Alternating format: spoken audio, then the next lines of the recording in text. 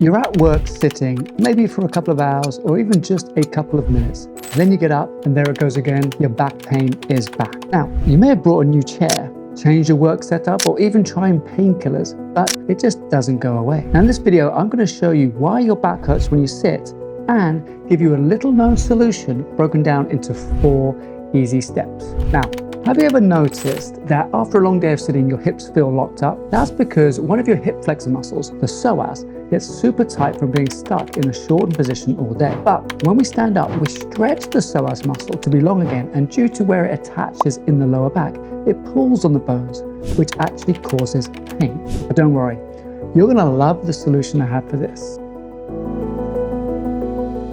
Step 1, we need to make sure that the hip doesn't spend too long in one position. So in order to do that, we're actually going to take a plastic step, and you're going to put your leg up on that step. Now this changes the angle of the hip and shortens the hip muscle. And you might think, well, hang on, didn't you say they get short and tight in the first place? Well, yeah, but this is actually taking it to an extreme of shortness, and we're going to couple that with something else in step 2, which is going to take it into length.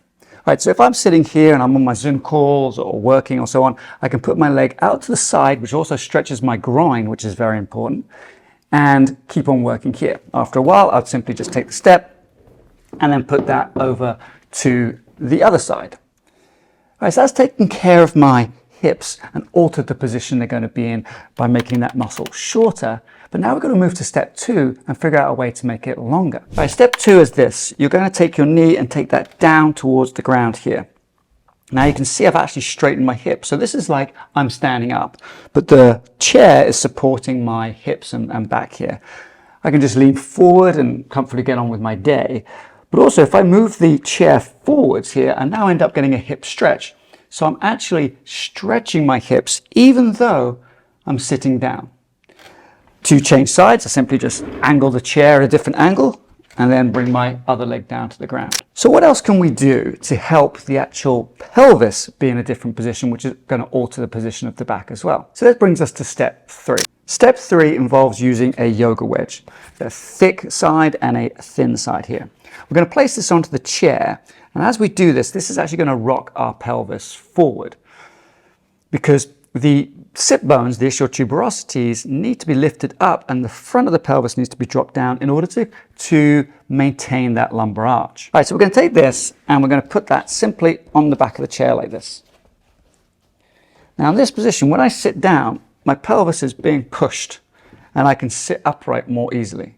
So that gives my back a little bit of a break, because the back muscles don't have to hold me in this position. The pelvis is holding me into this position. The further back I go, the more my pelvis gets tilted. And this can actually be a really comfortable position for people with back pain, because it just takes that pressure off the muscles holding you upright. We've taken care of the hips by moving the knee down or up into different positions, changing the angle of the hips and stretching that deep hip flexor. We put a wedge underneath our pelvis to alter the position of the back, but what can we do for our upper and mid back? Well, commonly we're in this flex forward position, and when we try and get back into an extended position, that can cause pain. Well, interesting, the body kind of works in an interesting way. If we go further into the flex position, it makes it easy for us to go into the extended position. So if you think about this, if I'm going to throw something with my hand here and I'm going to throw it forwards, I don't just throw from here and go forwards. I go backwards first and then forwards. Same principles apply here. So let me show you how to do that. If this is the position I'm in for most of the day, well, I'm going to simply take my hand and rotate them forward like this, and then externally rotate them like this. So let's look at that again. My thumbs are pointing forwards, and I'm going to rotate them inwards and allow my back to go into a worse posture. And then as I come back and I rotate my thumbs backwards, it drives my pelvis forwards, puts my lower back into the great position, tucks my chin in, and now I'm in a really nice upright position. So what I find, let's say I'm doing 15-20 minutes of work here, I can simply just do 1, 2, 3 of these, finish in the extended position, and my back now feels like it's ready to be upright and in a better position for the next half an hour. But what do we do when the back gets really stiff? That's one solution, but I want to show you one more thing. If we reach one arm up That's a classic back stretch. And we reach the other arm, another classic back stretch. We all know those. Those feel fantastic when we're sitting for too long. But we can combine those with a little bit of rotation. So watch this. Take your chest bone and just point it a little bit off to the side. So maybe 45 degrees to the left.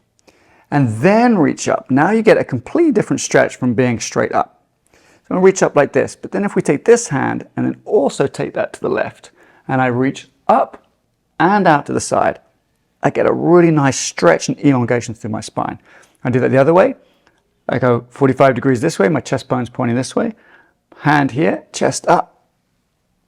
Such a good stretch. So we're combining two planes of motion with that exercise, and that can really help counteract this forward slump that we get when we're sitting. It can counteract that back pain we get when we're sitting. And it can counteract the position that the pelvis ends up in for too long, causing the hips to get tight and causing that back pain that we experience when we sit for too long. Once you try these moves, let me know in the comments how you get on, and feel free to share this with a coworker or family member who gets tight hips when they sit for too long. But if you try these moves and you still have pain, then you might need the next level of hip stretching. So I recommend you watch this video here, and I'll see you soon.